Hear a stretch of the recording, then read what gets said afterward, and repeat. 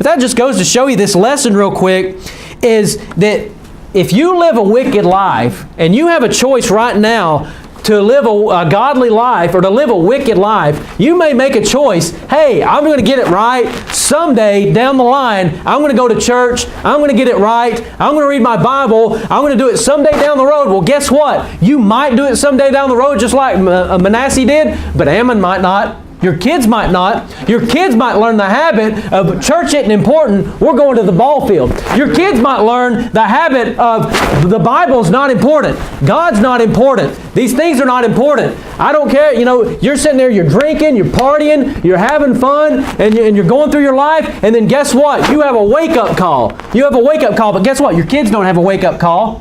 Your kids are not having a wake-up call, and your kids are eating prescription pills when they're in middle school. Your kids are doing that. Your kids are into pornography. Your kids are into fornication. Your kids are into alcoholism because you chose the life to party. Right. And you say, "Well, I got it right later in my life." But what's happened to your kids? Your kids, they're just on by the wayside. Your kids are going to become addicts. Is that worth it to you? Your kids in bondage of sin. You see it all the time. You see people, I've seen people that are older, they get saved. And you talk to them and they've lived just a wicked life. And you say, "Hey, tell me about your family." My kids, they're not saved at all. What about your grandkids? My grandkids are not saved at all. And they have the hardest time. And you know what? Can God use those people? These people that get saved? Of course, God can use these people. But you know what?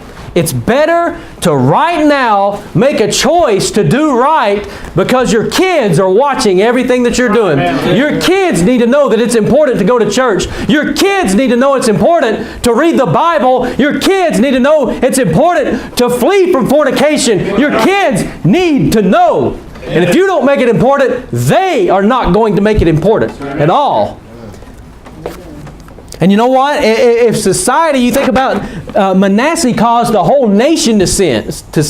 And if society, if what's accepted, if all of these watered down churches let you accept fornication and accept the girl in the little hoochie pants, if it's all accepted, then guess what? You're causing them to sin. And you know what? You might turn it around and get it right, but what's the next generation going to do? Well, these little kids that are going through these youth groups at these watered down fun centers that you're not making the Bible important and you're not making God important, where are they going to go whenever they get to driving? Where are they going to go? They're going to go to church with their friends at the party center, or if at all. And guess what? If they're partying at church, it's no different than partying out at some dorm somewhere. That's right. No difference. But you know what? You wanted to party. You wanted to drink. You wanted to have fun. You wanted to sow your wild oats. You wanted to. I can't tell you how many calls and how many houses that I go to that I get so sick of these people that live like animals. They make no effort to do anything right.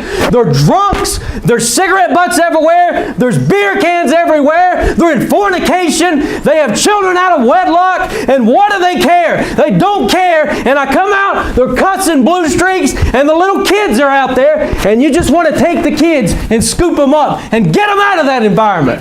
Because these people don't care. And you know what? We preach the gospel to these people all the time, and I pray to God that they get it right. But if they get it right, are those kids going to get it right? Manasseh got it right, but Ammon did not get it right. He didn't get it right. And we're going to see in just a minute. Just because you get it right doesn't mean that judgment is not coming.